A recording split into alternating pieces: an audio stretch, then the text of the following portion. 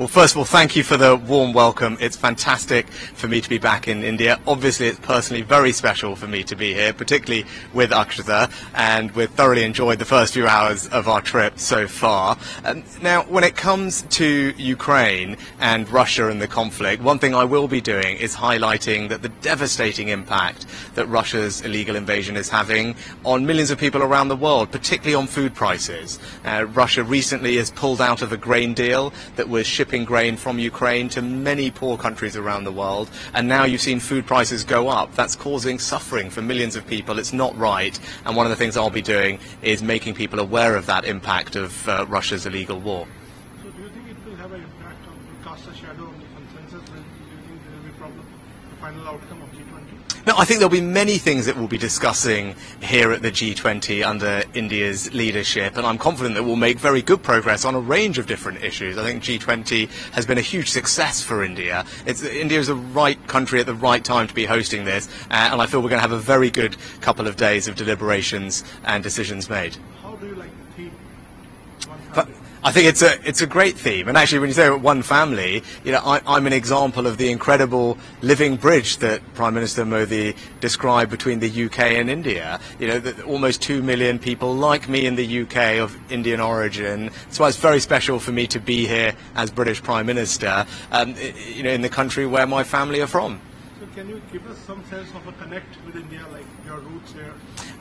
Well, you know, obviously, you know, my wife is from here, from Bangalore. We got married in Bangalore. We used to spend lots of time together before we had children in Delhi, and we're trying to figure out if we can go to one of our old favourite restaurants this evening. But look, it's personally incredibly special for me to be back in India. It's a country I love dearly, a country where my family are from. But to come here in this role, to represent the UK, to find ways to forge closer links with India and play a part in making sure that India has an incredibly successful G20. And I'm very proud to see India doing so well on the world stage.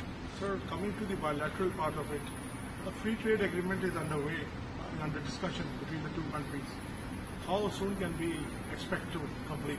Well, both Modi ji and I are keen to see a comprehensive and ambitious trade deal concluded between our two countries. Both of us think that there is a good deal to be done, but trade deals always take time. They need to work for both countries, and although we've made enormous progress, there is still hard work to go, and that's what we need to keep going through. The G20 is not the forum for those discussions. Of course, I will touch on that with Prime Minister Modi, but the teams are working very hard. But as I said, there's hard work to go, but we will keep working through it. But I think there is an enormous opportunity for both India and the UK to strengthen our economic cooperation, which will bring real benefits to our citizens in both countries. Can you tell us something about your equation with Prime Minister Modi? You have met him a couple of times. Yes, and I have enormous respect for Modi ji, and he's been personally very warm and kind to me, and we're working very hard, as I said, on our shared ambition of concluding an ambitious and comprehensive trade deal between India and the UK, because both of us think that would be a good thing, and both of us need to make sure it works for our two countries. And at forums like this, I'm very keen to support Prime Minister Modi in making sure that this G20 is an enormous success for India, which I know it will be, and this has been a great year for India more generally. Sir, another question. A lot of Indian community lives in your country there, and we have seen some ugly scenes of Khalistani protests, separatist protests. How do you secure Indian interests there? Because this is a big, huge issue between the two countries. Yeah, it's a really important question, and let me just say unequivocally that no form of extremism or violence like that is acceptable in the UK, and that's why we are working very closely with the Indian government to particularly tackle PKE, pro-Khalistan extremism. I don't think it's right. Our security minister recently was just in India talking to his counterparts. We have working groups together to share intelligence and information so that we can root out this kind of violent extremism. It's not right, and I won't tolerate it in the UK. How do you look at India's position on Russia and Ukraine? Well, it's not for me to tell India what positions to take on international issues, but I know India rightly cares about the international rule of law, the UN Charter, and respect for territorial integrity. I think those are things that are universal values that we all share. Those are things that I believe, and India, I know, believes in those things too. Sir, you have defined India-UK relations as a defining of our times. And what is the roadmap of 2030? Can you give us some broad sense of the bilateral relationship? Yeah. Well, I think the bilateral relationship is in good health, and Prime Minister Modi and I are keen to deepen and broaden our relationship.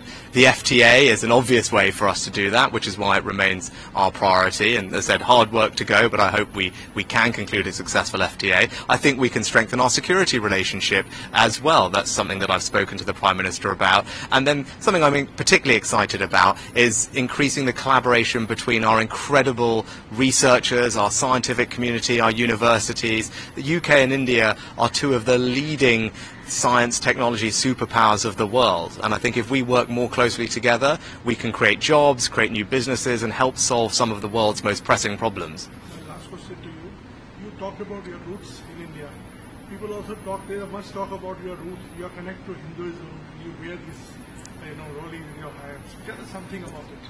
Yeah, so I'm a proud Hindu, and that's how I was raised. That's how I am. Hopefully, I can visit a mandir while I'm here for the next couple of days. And yes, we've just had Raksha Bandhan, so from my sister and my cousins, I have all my Rakis. And I didn't have time to celebrate Janmashtami properly the other day, but hopefully, as I said, I can make up for that if we visit a mandir this time. But it's something that is important to me. I think faith is something that helps everybody who has faith in their lives, particularly when you have these stressful jobs like I do. Having faith to give you resilience, to give you strength is important, and it provides an outlook on life which I find particularly valuable.